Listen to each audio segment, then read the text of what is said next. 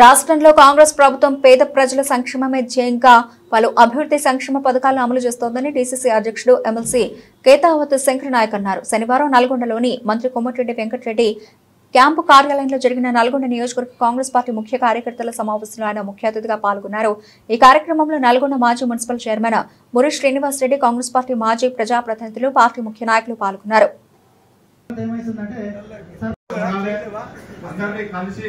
రేపు ఎవరే కానీ పార్టీ నుంచి ఎవరికి టికెట్ ఇచ్చినా అందరం కలిసి పనిచేసి కాంగ్రెస్ పార్టీకి పనిచేసేలాగా అందరినీ సమన్వయపరచాలి. నేను రాజుపేటకు మంత్రి గారు మాకు బీటీ డబల్ రోడ్డు వేస్తానని ఎలక్షన్ లో ఆపించిండు. మాకు పోవడానికి చాలా ఇబ్బంది ఉంది. ఆ బీటీ డబుల్ కానీ లేకపోతే ఉన్న రోడ్డు కానీ రిన్వాల్వ్ చేయాలి సార్. ముఖ్యంగా మాకున్న సమస్య అది. అలాగే పార్టీ పదవి వచ్చినా రాకున్నా మనం పనిచేస్తేనే మనం కొట్లాడితే రైట్ ఉంటుంది. దేవుడు మనకి ఏదో రకంగా సాయం చేస్తాడు. పార్టీ పదవి ముఖ్యంగా ఒకటే సర్పంచ్ ఉంటే, ఒకటే ఎంపీటీసీ ఉంటే, ఒకటే జెడ్పీటీసీ ఉంటారు. ఎవరైనా ఒకరే మండల పార్టీ అధ్యక్షుడు ఉంటారు, ఒకరే ఎమ్మెల్యే ఉంటారు, ఒకరే ఎంపీ ఉంటారు. ఈ 5తోనే పదవులు అయిపోతాయి. కానీ మనందరం వాల్యూ మనకు ఉంటుంది. మనం ఇంతకుముందు రమేష్ భాయ్ చెప్పినట్టు, ఇంతకుముందు అందరు లీడర్లు చెప్పిన, వేదిక మీద ఉన్న చెప్పినట్టు అందరు కలిసి ఏమంటే పబ్లిక్ మన బట్టి ఉండాలి. ప్రజలలో మనం కావాలి. మనం ఇంట్లో కూర్చుంటే కాదు, ఏడ కూర్చున్నా ఏడ ఉన్నా.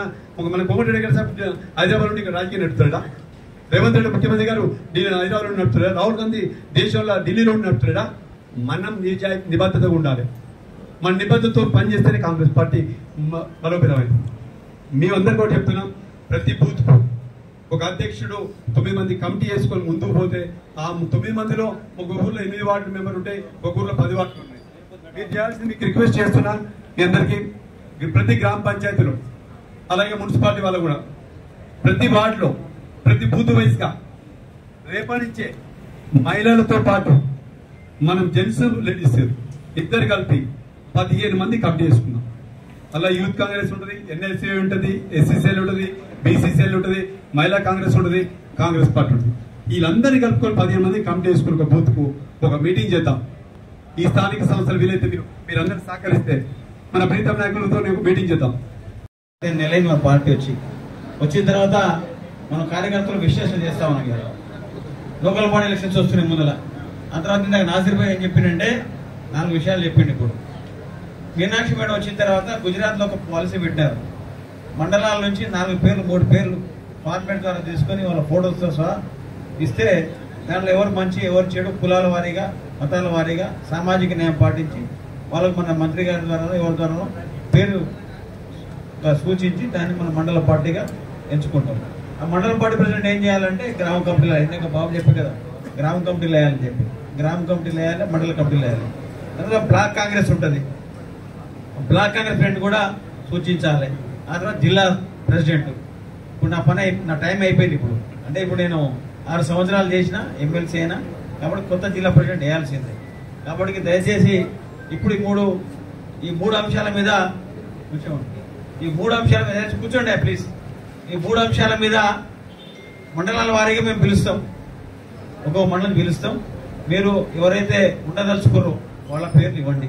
ఆ తర్వాత ఇంకో మాట చెప్పినాడు మన నాసిర్ భాయ్ గారు. ఏం చెప్పారంటే ఎంపీటీసీ కానీ, జెడ్పీటీసీ కానీ, సర్పంచ్ కానీ, ఎంపీపీ కానీ ఎవరైనా ఉండదలుచుకుంటే వాళ్ళ పేర్లు మీరు ఇవ్వకండి.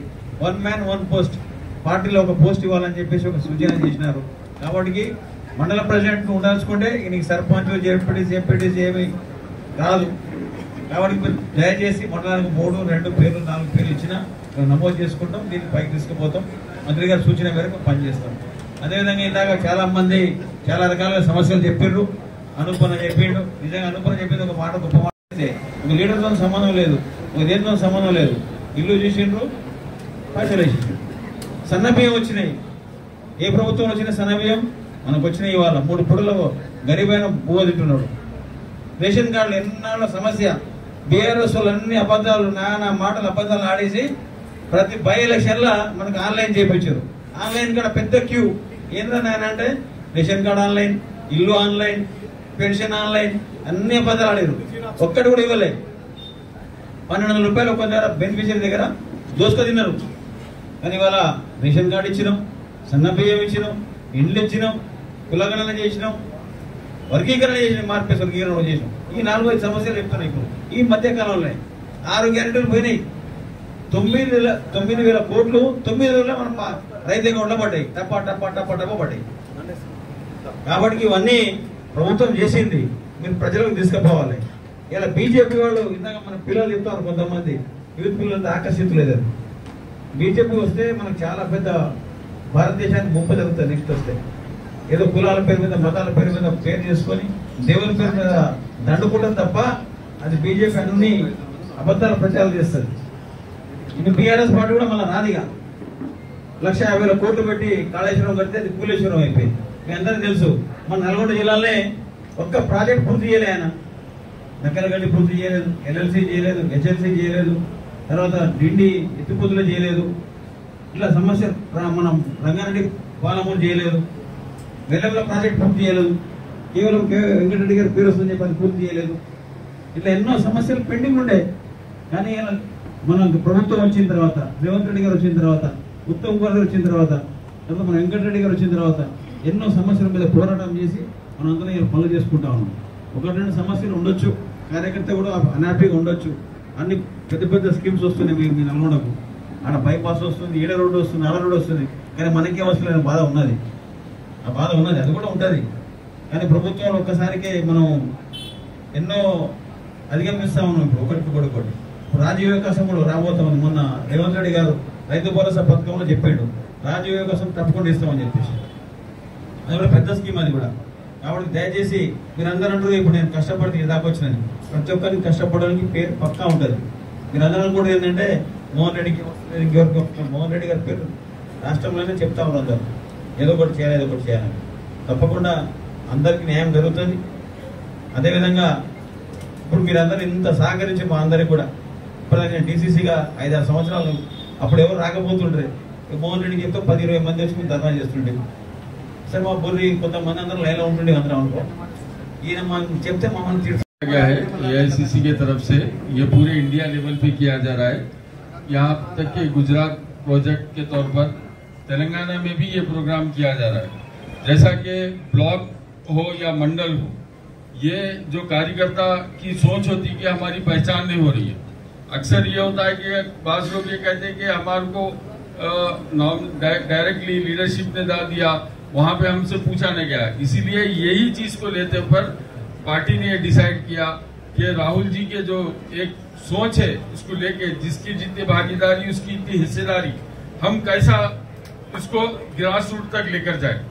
तो यही चीज चालू करने के लिए हर मंडल में हमने मीटिंग कर रहे हैं और हर मंडल से 3 या 4 नाम ले रहे हैं, जिसके ऊपर यहाँ के एमएलए और मिनिस्टर साहब और हमारे इंचार्ज और डिस्ट्रिक्ट प्रेसिडेंट शंकर नायक जी, ये लोग मिलकर आपस में डिसाइड करेंगे कि किसको मंडल का प्रेसिडेंट बनाया जाए। और मंडल के प्रेसिडेंट जो अप्लाई कर रहे हैं उसके लिए एक फॉर्म है, वो फॉर्म पे अप्लाई करें। और जो आने वाले लोकल बॉडी इलेक्शन में जो लड़ना चाह रहा है तो वो 1 मैन 1 पोस्ट, ये चीज आप जहन में रखिए।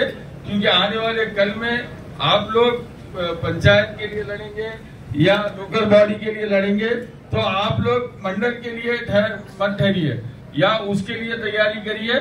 और मंडल के लिए जो कर रहे हैं वो आने वाले कल के लिए लोकल बॉडी इलेक्शन की तरफ मत जाइए। तो यही चीज आपको ये मैसेज लेना है। काफी समय हो गया क्योंकि काफी देर से आप लोग इंतजार कर रहे हैं।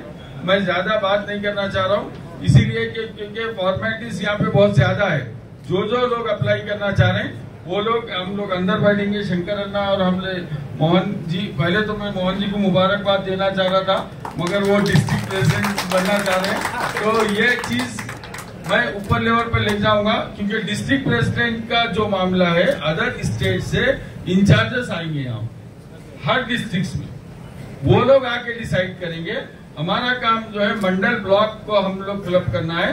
बाद में जो प्रक्रिया चालू होगी वो जो डिस्ट्रिक्ट प्रेसिडेंट के लिए अदर स्टेट से ऑब्जर्वर्स आएंगे, जो वहाँ के सीनियर लोग आके हर डिस्ट्रिक्ट पे मीटिंग करेंगे और वहाँ से 3-4 नाम लेकर जाएंगे और वहाँ का डिस्ट्रिक्ट प्रेसिडेंट अप्लाई करेंगे।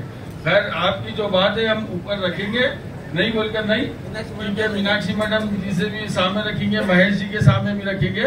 क्योंकि असल जो रखने वाले हैं जो इंचार्ज है उन्होंने रखेंगे ये चीज। ये चीज के लिए सोचते हुए आप लोग एक चीज सोच लीजिए, आने वाले लोकल बॉडी में अगर आप लोग कॉन्टेस्ट करना चाह रहे हैं तो आप सबसे पहले आप लोग ये मंडल प्रेसिडेंट के लिए तैयारी मत कीजिए, क्योंकि आपस में डिसाइड करके, क्योंकि जैसा कि नगरकल में हमारे डिस्ट्रिक्ट प्रेसिडेंट साहब भी थे, वहाँ पे काफी लोग ने ये बोला कि मंडल हम लड़ना नहीं चाह रहे।